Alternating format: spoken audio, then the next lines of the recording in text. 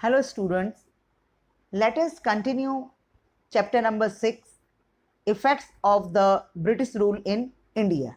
So today we are going to discuss our next topic, that is destruction of Indian trade and industries. Now, what was the condition of Indian trade and industries before the arrival of the British? Trade and industries flourished very well in India before the arrival of British in India. The fabric required in Asian and European countries for manufacturing garments was provided by the mills of India. Also, there was a high demand of Indian fabrics like jute, wool, silk, and cotton clothes in foreign countries. Fine and soft muslin produced in Dhaka was in demand all over the world.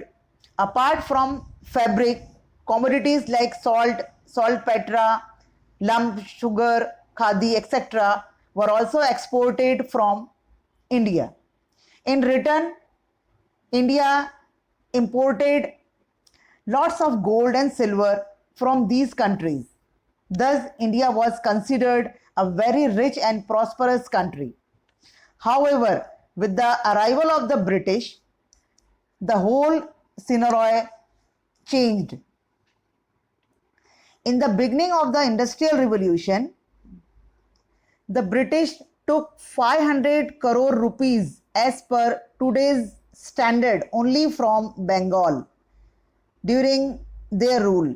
Just imagine the wealth the British would have accumulated from the whole country.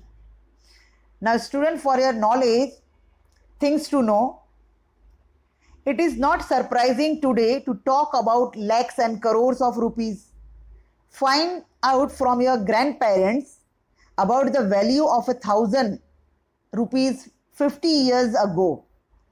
Why were coins larger in size in those days? So, with the help of the raw material produced in India and the money collected from India, the business and industries in England prospered. Their mills started progressing. The cloth manufactured in England was imported in India without leaving any duty on it, whereas there were taxes up to 80% on the cloth manufactured in India. As a result, textile made in India became costlier in the Indian market itself. The Indian handicraft and cottage industries could not withstand the competition and they could not sustain themselves. Many skill-based industries of our country like textile industries, glass, paper, mineral, shipbuilding, etc. got ruined due to the policies of the British. Lakhs of skilled workers became unemployed. Gradually, the poor workers of the rural areas of India became poorer. Now, the last topic, suspicion about the reforms. When William Bentinck came to India, liberal thinking was getting its stronghold in England. This way of thinking slowly reached India. The British rulers started taking interest in the lives of people of India. Lord William Bentinck became quite popular in India by introducing few beneficial reforms. During his time, Indians started getting jobs in company administration. Indians were allowed to use their mother tongue in the court of law.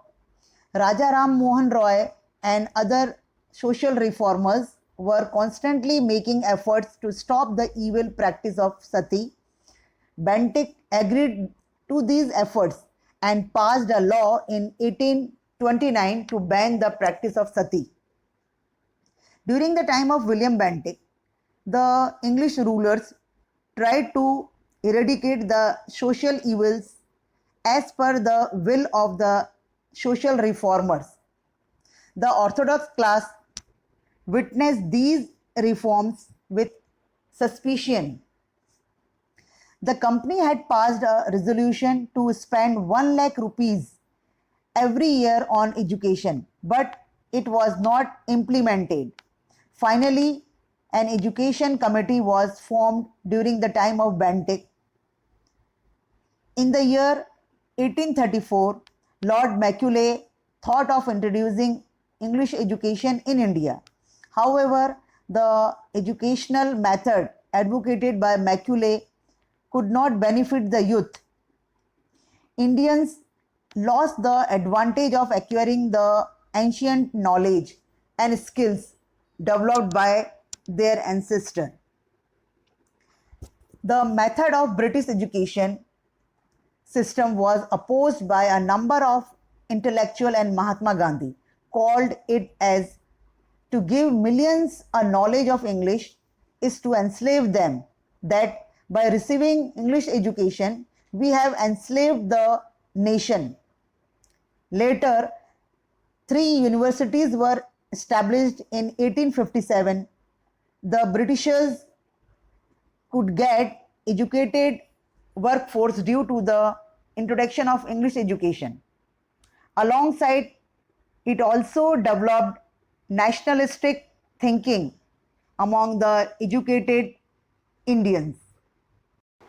Now, many machines were invented to facilitate the industries, transport, and communication.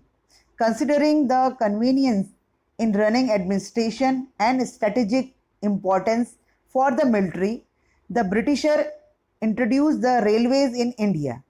Now, student, for your knowledge, you can note down things to know. The first railway in India started between Mumbai and Thane in the year 1853 CE. Now, in order to maintain an effective control on the country and to exchange messages with the neighboring territories, modern methods of post and telegraph were introduced in India in 1854 CE. Printing press and circulation of newspapers grew alongside. These reforms were actually for the convenience of the British rule in India, but it turned out to be a blessing in disguise for the growth of nationalism in India. The class that acquired the English education spearheaded the social reforms and nationalism in India, since they were more familiar with the contemporary developments in the world around. The post and telegraph brought people closer. Now, student, I hope you have understood this chapter. Thank you.